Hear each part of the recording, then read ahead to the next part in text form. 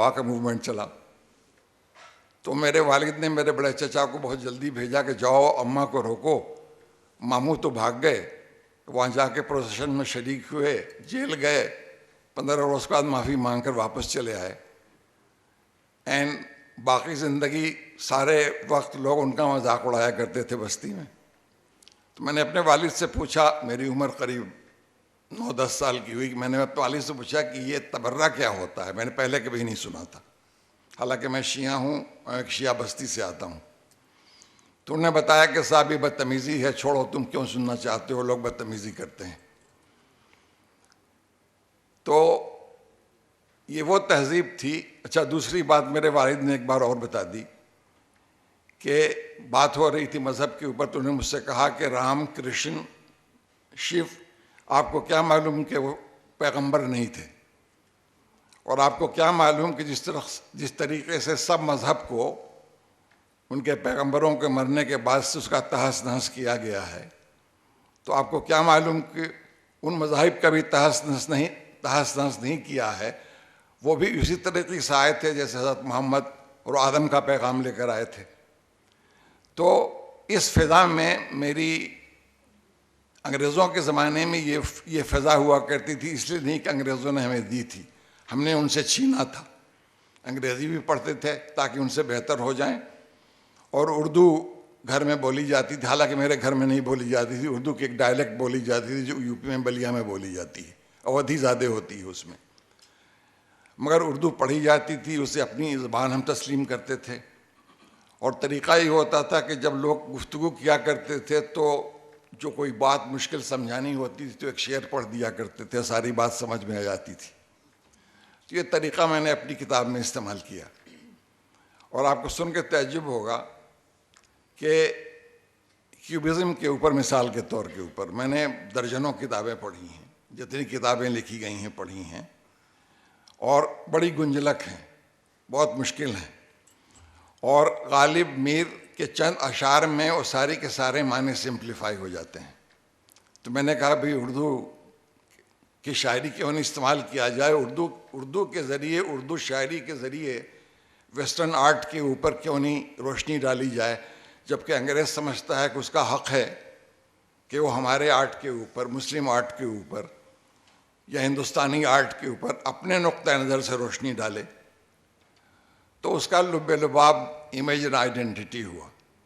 دوسری بات یہ تھی کہ جب میں نے لکھنا شروع کیا تو میں بلیو کرتا ہوں کہ جو کوئی بھی کوئی کتاب لکھتا ہے, میں اکیڈمک نہیں ہوں, اللہ کا فضل ہے, اور جو کتاب میرے ایسا آدمی لکھتا ہے, امیٹر آدمی, تو وہ کتاب بحقیقت وہ کتاب اس کے بارے میں ہوتی ہے کسی نہ کسی طرح سے. تو جب یہ کتاب لکھنی شروع کی تو اس تہذیب کا ذکر کیا جو میرے والدین کی, میرے دادا کی, میرے بزرگوں کی تہذیب تھی, جسے انگریزوں نے تباہ و برباد کیا by introducing the concept of monolithic nationalism. اور مہاتما گاندھی نے ہماری سیاست میں مذہب کو لا کر اور بھی مسئلہ جو ہے وہ گنجلک کر دیا. بہرحال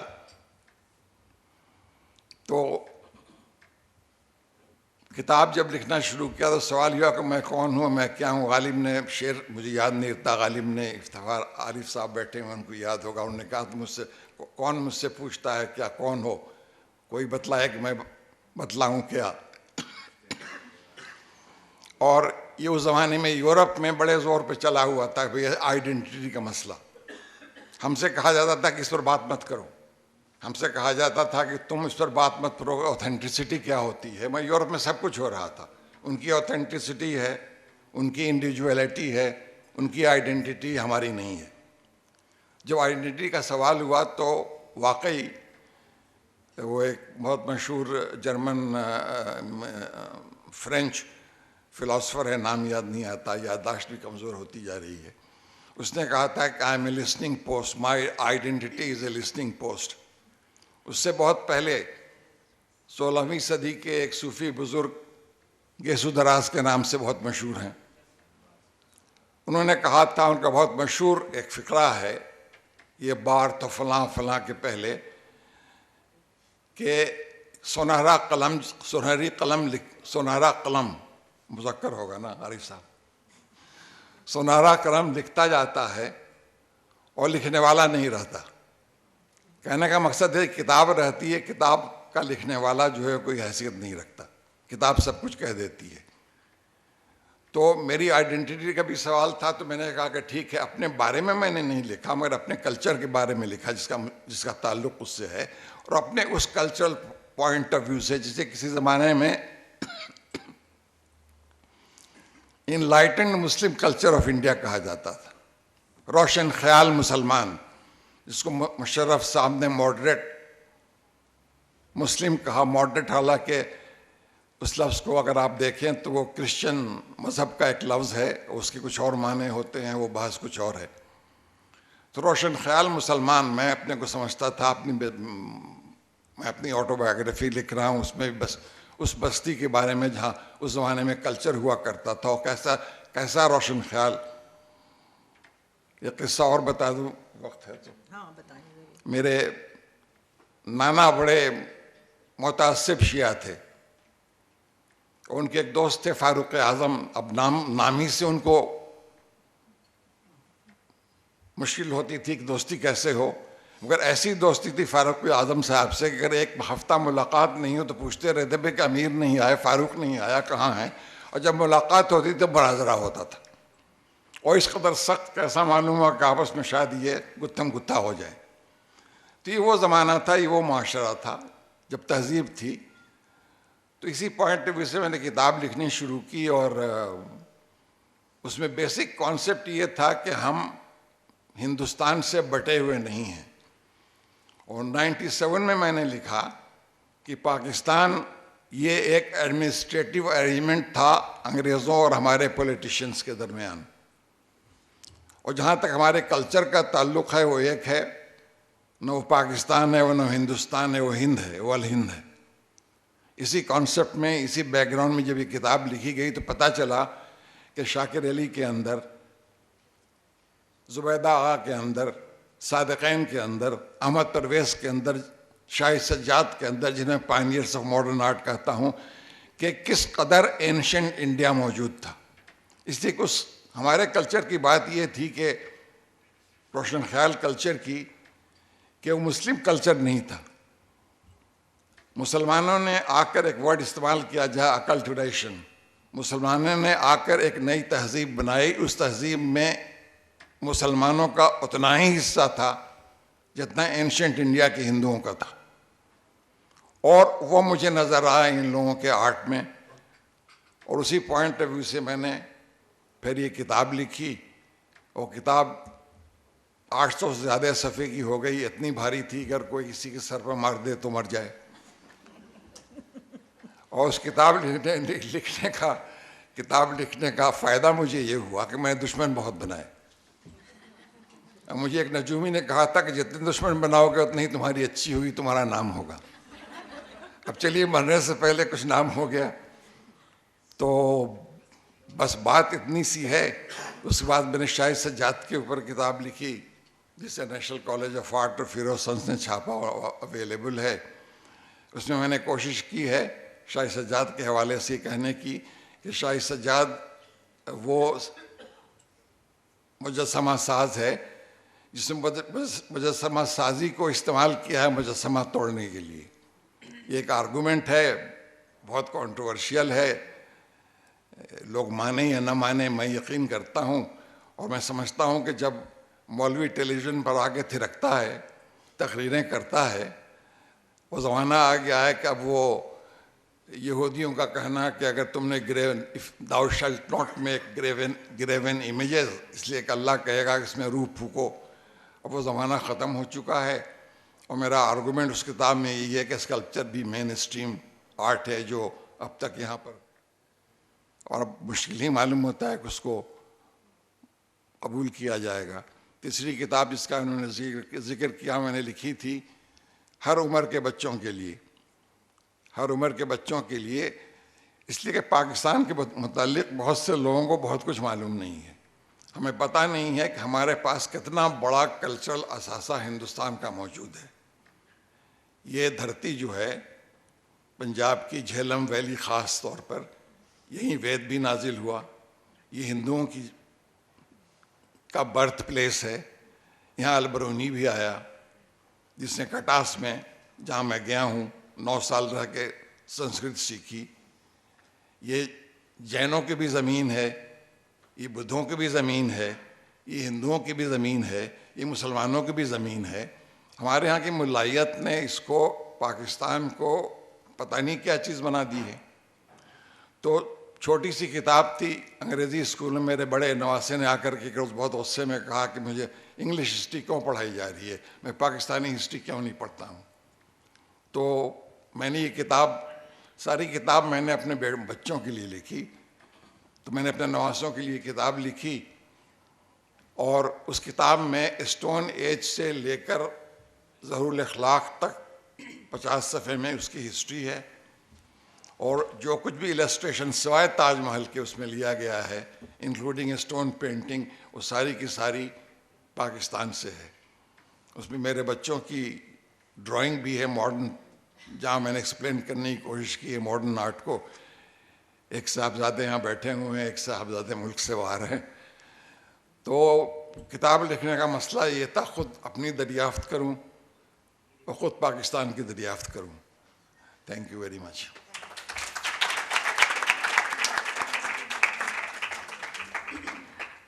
شکریہ ڈاکٹر نقوی صاحب، آپ نے ایک دریا کو کوزے میں بند کیا، اور مگر وقت کا تقاضا آج یہی ہے. میں چاہوں گی کہ نور جہاں کچھ کہیں اس ٹاپک کے بارے میں.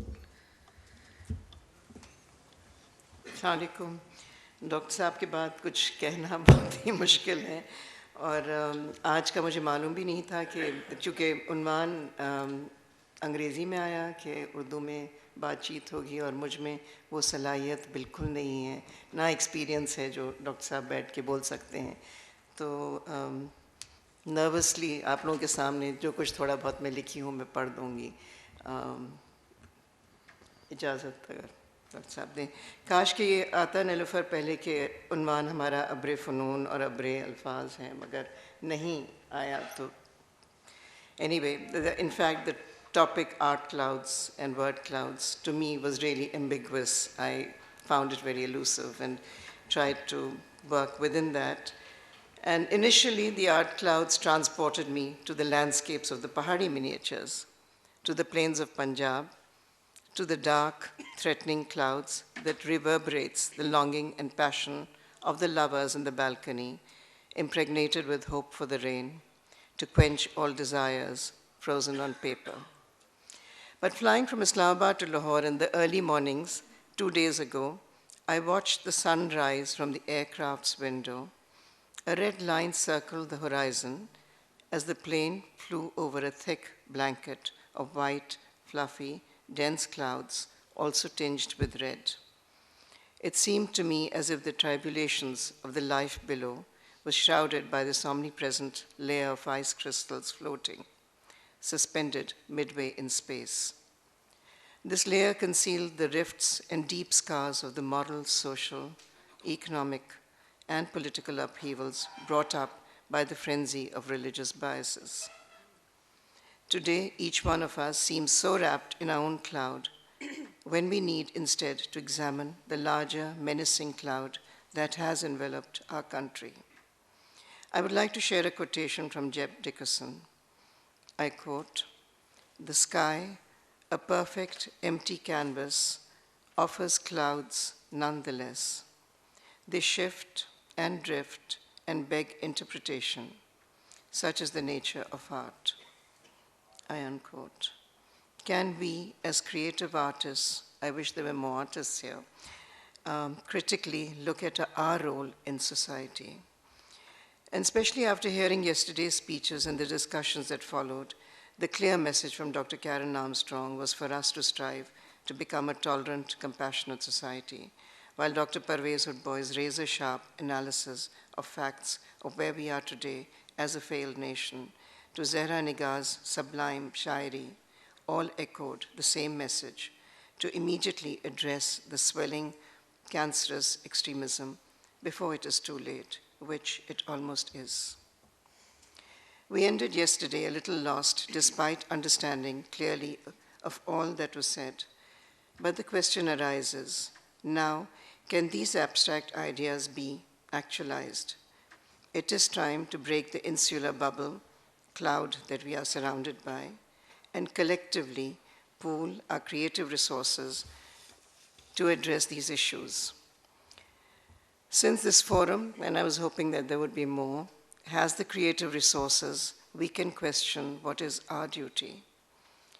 In our society, what is the role of the artists, designers, writers, musicians, performing artists, and intellectuals?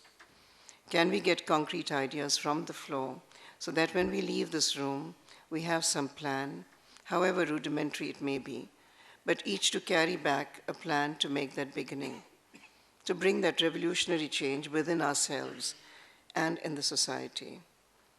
Creativity and aesthetics are the qualities found in the remotest corners of Pakistan. Can we tap into this wealth to harness the energy that has been misdirected? There is a new reality that we have to engage with. How can we challenge ourselves to come up with creative solutions? I would like to end with these lines from Richard Bach, and I quote, "A cloud does not know why it moves in such a direction and at such a speed. It feels an impulsion. This is the place to go now. But the sky knows the reasons and the patterns behind all clouds. And you will know too when you lift yourself high enough to see beyond horizons." Unquote. Now is the time to lift ourselves high, not only to see beyond, but to act beyond the call.